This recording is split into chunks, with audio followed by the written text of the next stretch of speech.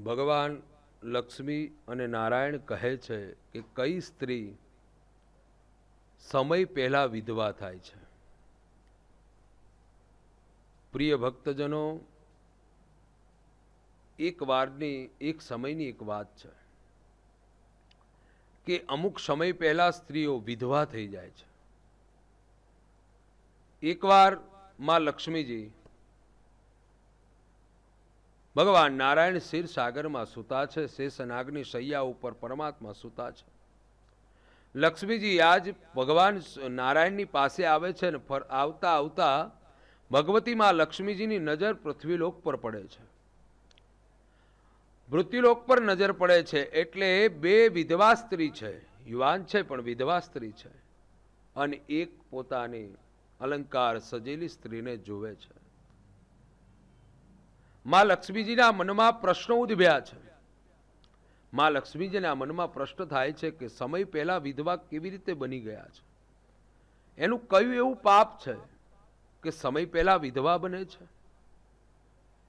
અને ભગવતી લક્ષ્મીજી આજ ફરતા ફરતા ફરતા ભગવાન નારાયણની પાસે આવ્યા છે. ભગવાન નારાયણની પાસે આવી અને આ કથા છેક સુધી આપ સાંભળશો ને તો આ ત્રણેય પ્રશ્નોનો જવાબ તમને મળશે. છેક સુધી સાંભળશો તો તમને જે મન ઈચ્છિત છે કાર્ય સિદ્ધ થશે. અને તમે પણ બહેનો આ કાર્ય કરતા હશો તો અટકશો. લક્ષ્મીજી નારાયણની પાસે આવીને કહે, પ્રભુ, ભગવતી થોડી ચિંતામાં છે. એટલે ભગવાન નારાયણ કહે છે, દેવી, આપ ચિંતિત લાગો છો, આપ કંઈક ઊંડા વિચારોમાં લાગો છો. પ્રભુ, માફ કરજો, મને ચિંતા એક જ છે, બીજી તો મારે શું ચિંતા હોય? પણ ચિંતા એ છે કે હું જ્યારે તમને મળવા આવતી હતી ત્યારે પૃથ્વીલોક પર મેં દ્રષ્ટિ કરીને તો બે વિધવા સ્ત્રી, યુવાન વિધવા હતી, અને એક સ્ત્રી સાથે ત્રણ બહેનપણી છે, ત્રણ સખી છે, પણ બે વહેલા સમય પહેલા વિધવા થઈ ગઈ છે.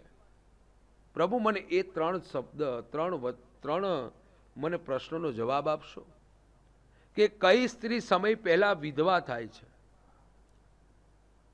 કઈ સ્ત્રી તમામ પ્રકારના સુખને પ્રાપ્ત કરી શકે છે? અને કઈ સ્ત્રી એવી હોય છે કે પોતાના એક વસ્તુ કોઈને આપતી નથી? સ્ત્રી કઈ એવી હોય છે કે પોતાની એક વસ્તુ પોતાના પતિને જ આદિને પતિ કોઈ પુરુષને આપતી નથી? અને આ કથા દરમિયાન આપ સાંભળશો ને તો આપણને તમામ પ્રકારનો ઉલ્લેખ જાણવા મળશે. તો આવો, લક્ષ્મીજીએ પ્રશ્ન કર્યો એટલે ભગવાન નારાયણ કહે છે કે હે લક્ષ્મીજી, આપે બહુ ઉત્તમ પ્રશ્ન મને કર્યો છે, બહુ ઉત્તમ પ્રશ્ન કર્યો છે. અને ખરેખર એ જીવ સમય પહેલા વિધવા થવાના કારણ પોતે જ છે. સમય પહેલા પતિને છોડવાનું કારણ સ્ત્રી પોતે જ કેમ બને છે? અને કઈ સ્ત્રી સંપૂર્ણ અલંકાર ધારણ કરી અને મારી પ્રાપ્તિ કરી શકે છે? અને કઈ સ્ત્રી કઈ વસ્તુ પર ભાવ નથી રાખતી? આ ત્રણેયનો સમન્વય એક જ કથામાં હું આપને જણાવું છું. લક્ષ્મીજીને ભગવાન કહી રહ્યા છે કે દેવી, તેક સુધી આ કથાને શ્રવણ કરજો, અને આ કથા અને આ અનુસંધાને આપને ત્રણેય તમારા સવાલનો જવાબ મળી જશે. ઘણા જોઈએ છે આપણે કે નાની અવસ્થામાં વિધવા થઈ જાય છે. ભગવાન એની ઉપર બહુ મોટા દુઃખ આપી દીધા, ભગવાન એની ઉપર બહુ મોટું દુઃખનું વાદળ આપી દીધું. એનું કારણ હોય છે વાલા ભક્તો, એનું કારણ હોય છે પ્રારબ્ધને ભોગવતું હોય છે. થોડું થોડું આ જન્મ, થોડું થોડું પ્રારબ્ધને આપણે ભોગવીએ છીએ. તો ભગવાન નારાયણ કથા કહે છે, લક્ષ્મીજી, આપ એક વાત કહું કે એક નગર છે અને નગરમાં રાજા, મહાવીર રાજા છે. રાજા ધર્મનિષ્ઠ છે, પ્રજાનિષ્ઠ છે, અને એ રાજ્યમાં એક નોકર છે. રાજાના મહેલમાં નોકરી કરે છે. એના વિવાહ થયા પછી એની પત્ની એટલી ધર્મનિષ્ઠ અને પ્રતિવ્રતા નારી હતી. પ્રતિવ્રતા નારી છે. એના પત્નીના વખાણો કરવા લાગ્યા છે. એ નોકર છે એ ગામમાં બધાને પોતાના પત્નીના જ વખાણ કરે છે અને આખું ગામ એને વખાણે છે. પ્રતિવ્રતા ધર્મને આધીન્ય છે. વખાણ આખા ગામમાં ફેલાયા છે. વખાણ કરતા કરતા કરતા રાજાના કાન સુધી એના વખાણ પહોંચે છે. સભામાં નોકરને બોલાવે છે રાજા. બે હાથ જોડી અને નોકરે બે હાથ જોડી પ્રાર્થના કરી, મહારાજ આપે મને યાદ કર્યો, શું કારણ છે? તો કહે છે કે તારા પત્ની એટલી બધી ધર્મનિષ્ઠ છે, એટલી બધી પ્રતિવ્રતા છે કે આખા ગામ એના વખાણ કરે છે અને ઘેર ઘેર એના વખાણ ફેલાઈ ગયા છે અને તું પણ આટલા બધા વખાણ કરે છે. ત્યારે કીધું કે મને જગતમાં પત્ની એવી મળી છે કે મારા વચનથી વચને ચાલે છે ને, એ જ મારું ધન છે. પતિનું સાચું ધન એ જ છે કે ઘરમાં એ પત્ની પતિવ્રતા ધર્મને નિભાવતી પત્ની મળે અને પોતાના જીવનમાં પોતાના સાથે સુખ મળ્યું એ સુખ એને આધીન્ય રહેનારી પત્ની હોય છે. જેટલું ધન છે એટલું અમારી માટે સિંચિત છે અને ખુશીથી જીવન જીવતી હોય એના જેટલું મોટું ધન કંઈ નથી વાલા. આ બાજુ ત્યાં એક સિપાઈ છે, બહુ જ વખાણ કર્યા. ગામના લોકો વખાણ કરે, પ્રજાના લોકો વખાણ કરે એટલે સિપાહીને થોડીક ઈર્ષા આવી અને એટલી બધી પ્રતિવ્રતા નારી છે કે ન પૂછો વાત. એ નોકર ચાકર એટલું કહેવા લાગ્યો છે, પોતાના પતિના વખાણ રાજાની સામે કરે છે. અને તરત જ એક સિપાહી કહે, જો આટલી બધી પ્રતિવ્રતા નારી હોય તો એનું પતિવ્રતા ભંગ કરાવવું તો તમારે શું આપવાનું? આજ નોકર જે હતો, જે એ પત્નીનો પતિ હતો, એની પત્ની ઉપર એટલી નિષ્ઠા અને એટલો બધો વિશ્વાસ હતો કે એ પતિએ કહી દીધું કે રાજા જે હુકમ કરે એ મને માન્ય છે. તમે જો મારી પતિવ્રતા નારી છે, મારી પત્નીના મારા વિરુદ્ધ એક કાર્ય બતાવો અને મારા વિરુદ્ધ એક કામ કરે તો હું રાજા આપે એ સજા સ્વીકારવા માટે માન્ય છું.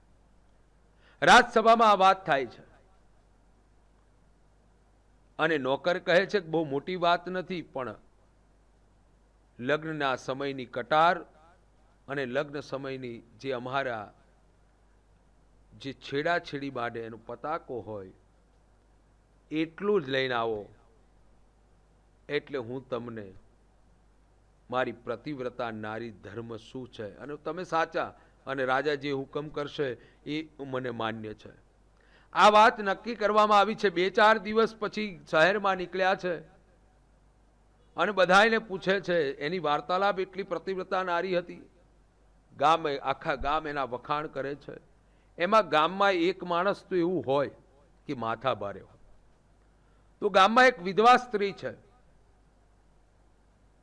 વિધવા સ્ત્રી છે, સમય પહેલા વિધવા થઈ ગઈ છે અને આખા ગામથી માથા ભારે ને એને આખા ગામની પંચાયત એ શહેરમાં જઈ અને એની પાસે જાય છે. ઘોડાને સાથે આવ્યા એટલે એ બહેનો આગતા સ્વાગતા કરી છે અને બધી વાત કરી કે ફલાણા ભાઈની પત્ની છે એને આપણે આ રીતે કરવાનું. એટલે તરત એ બહેને પણ ના પાડી છે. વિધવા સ્ત્રી છે, આખા ગામની પંચાયત કરે છે, છતાં કહે કે મારાથી એ નહીં થાય, કારણ કે એ તો પ્રતિવ્રતા એટલો ધર્મ નિભાવે છે, પોતાના પતિને આધીન્ય રહેનારી છે અને એના પતિવ્રતાને ખંડિત કરવું એ મારા માટે પણ યોગ્ય નથી. એને લાવી મારા માટે માન્ય નથી. હું એની પાસે જઈને તમારી પાસે નહીં લાવી શકું. બહુ ઊંડાણ વિચાર કર્યા પછી સિપાહી કહે છે કે જો તમે કદાચ એને લાવી ન શકો તો એક કામ કરજો, એના ઘરમાં કટાર છે લગ્નની અને પતાકા જે લગ્ન સમયે આપેલા છે અને એના કયા અંગ ઉપર કયું નિશાન છે એટલું જાણીને આપશો ને તો હું તમને 1000 સોના મહોરો આપીશ. 1000 સોના મહોરો આપીશ. મને ખાલી આટલું જાણ કરો. આટલું તો થશે ને. ત્યારે ધન અને સોના મહોરના લાલચે એ સ્ત્રીએ એ જે વાત કરી હતી એ નક્કી કરી કે વાંધો નહીં, થોડાક દિવસ પછી હું તમને આપી દઈશ. ત્યાંથી નીકળી છે. સિપાઈ પણ ત્યાંથી બહાર ચાલ્યા જાય છે. આ બાજુ એ સ્ત્રી પોતાના જે નોકરને ઘરે સ્ત્રી પતિવ્રતા નારી હતી ત્યાં પહોંચે છે. આવીને કહે છે કે બેન, હું તારા પતિની ફોઈ છું, દૂર દૂરની ફોઈ થઉં છું, અને ઘણો સમય થઈ ગયો, હું તીર્થયાત્રાએ ગઈ હતી અને એ તીર્થયાત્રા પછી પાછી આવી છું. થોડાક દિવસ અહીંયા હું રહીશ, હું પાછી આવી છું. એટલે તરત જ કીધું કે આપ ફોઈ છો તો રહો. 2-5 દિવસ તેને રાખ્યા છે, 2-5 દિવસ એમને રાખ્યા છે, અને બને છે એવું 2-5 દિવસ પછી પોતાનું આયોજન પ્રમાણે કાર્ય કરવા માટે જાય છે, પોતાનું આયોજન પ્રમાણે કામ કરવા જાય છે. અને રાત્રિના સમયને અનુસંધાને સવારમાં ઉઠી અને જ્યાં પેલી પ્રતિવ્રતા સ્ત્રી સ્નાન કરવા જાય અને સ્નાન કરતી હતી, એ સમયે એ પ્રતિવ્રતા સ્ત્રીને સ્નાન કરતી હતી, આંખમાં પાણી રેડી અને જમણા પગે તલનું લાખું છે એ જોઈ લીધું છે. ભોજનશાળામાં ભોજન કરવા જાય અને એ સમયે તરત જ એ સ્ત્રીએ સમયનો ઉપયોગ કરી અને કટાર અને પતાકું ચોરી અને એ સ્ત્રી દોડવા લાગી છે અને દોડી અને સિપાઈ પાસે આવી ગઈ છે. લો આ નિયમ પ્રમાણે, અને એ સ્ત્રીના જમણા પગને સાથળમાં આ લાખું આ બાજુ છે એ પ્રમાણે જણાવી અને ત્યાંથી ચાલી ગઈ છે. સોના મહોરો આપી દીધા છે. પેલો પુરુષ રાજસભામાં આવે છે અને નોકરને પણ લાવ્યા છે. રાજસભામાં આવીને કીધું કે મહારાજ, જો આ પ્રતિવ્રતા તમે સ્ત્રીનું આટલું બધું માન અને સન્માન કરી રહ્યા હતા, એની સ્ત્રી પાસેથી જ હું કટાર અને નિયમ પ્રમાણે એને કીધું હતું એ પ્રમાણે પતાકો અને કટાર લઈને આવ્યો છું. અને બીજી વાત એ કે એના જમણા પગમાં જમણા સાથળ ઉપર આ પ્રકારનું લાખું અને તલ છે.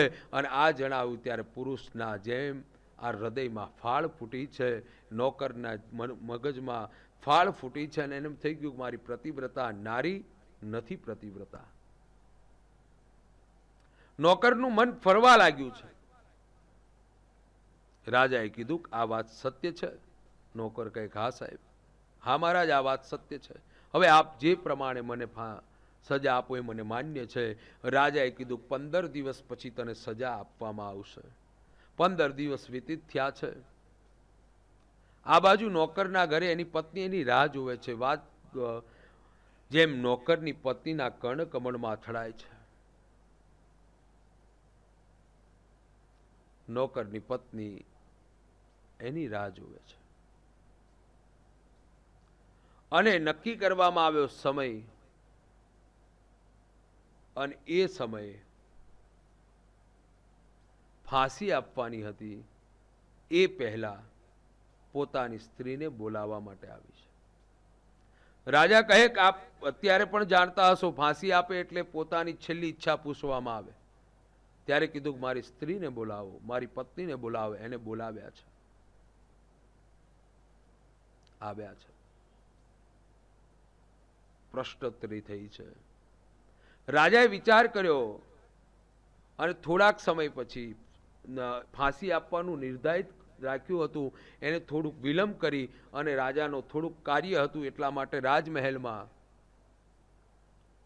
આજ નાચકૂદ કરવા માટે, કારણ કે રાજા મહારાજાઓ પહેલાના સમયમાં નૃત્યાંગીઓ એટલે નૃત્ય કરવા માટે બોલાવતા હતા. એ નૃત્ય કરવા માટે નોકરની પત્ની આવે છે, એવું નૃત્ય કરે છે, એટલો સુંદર દેખાવ છે, એટલું સરસ નૃત્ય કરે છે.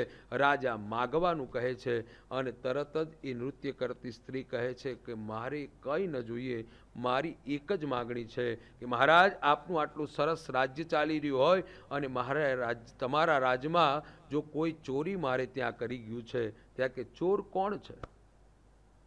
મારે ત્યાંથી ચોરી કરી છે, તમારા રાજ્યમાં જ છે, તમારી રાજસભામાં જ છે, અને એને મારી ચોરી કરી છે. તો કે ચોર કોણ છે? રાજાને ખ્યાલ નથી કે આ નોકરની પત્ની છે. સભામાં બેઠેલા લોકોને ખ્યાલ નથી કે આ નોકરની પત્ની છે. પેલા સિપાહીએ કપટ કર્યું હતું, એને ખ્યાલ નથી કે આ નોકરની પત્ની છે. તમારા રાજ્યના સિપાહીએ મારા ઘરે એક સિપાહીએ ચોરી કરી છે. કયા સિપાહી છે? બધા સિપાહીને ઉભા રાખ્યા છે. નોકરની પત્ની સિપાહીને ઓળખતી હતી અને જોયો હતો. પહેલા વોચ બધી કરી દીધી હતી. તો કે આમને મારી ઘરમાં ચોરી કરી છે. સિપાહી કહે છે કે હું બેન તમને ઓળખતો નથી, તમારા ઘરમાં કઈ રીતે ચોરી કરી શકું?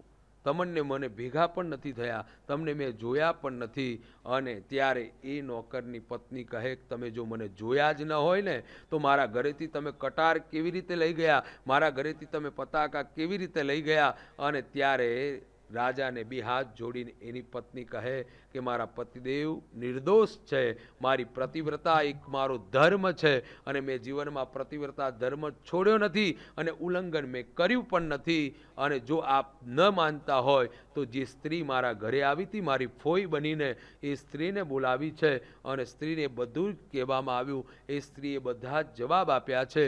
અને એ વિધવા સ્ત્રી કહે છે કે મહારાજ, હા, તમારા સિપાહીઓ આ પ્રમાણે કીધું અને મને મોહરત અને સોના આપ્યા એટલે મેં આ કામ કર્યું છે. અને એ પછી એ પ્રતિવ્રતા સ્ત્રી ધર્મને આધીન્ય એના પતિને નોકરને છોડી દીધા છે અને પેલા સિપાહીને ફાંસીએ લગાવી દીધા છે. પ્યારા ભક્તજનો, જે કોઈ સ્ત્રી, આ કથાથી એ સંબોધ મળે છે કે જે કોઈ સ્ત્રી ખોટું કામ કરે છે એ સમય પહેલા વિધવા થાય છે. જે કોઈ સ્ત્રી પ્રતિવ્રતા રહે છે એ સમયને આધીન્ય ચૂડી અને ચાંદલો સદાય માટે કાળ માટે અમર રહે છે. અને જે કોઈ સ્ત્રી પોતાનું જીવન જે પતિને સમર્પિત કર્યું છે અને આંખ ઊંચી કરી પણ બીજો ભાવના નથી રાખતી ને, એ બીજા કોઈને એ સમયને અનુસંધાને વિધવા થાય છે. સમય પહેલાં જો આવું કાર્ય કરતા હશો સ્ત્રીઓ તો બીજા જન્મમાં પણ સમય પહેલાં તમારે વિધવા થવાના યોગ બને છે. ભગવાન કૃષ્ણ પણ કહે છે, આપણા ઉપનિષદો કહે છે, આપણા ધર્મ ગ્રંથો આ પ્રમાણે જણાવે છે.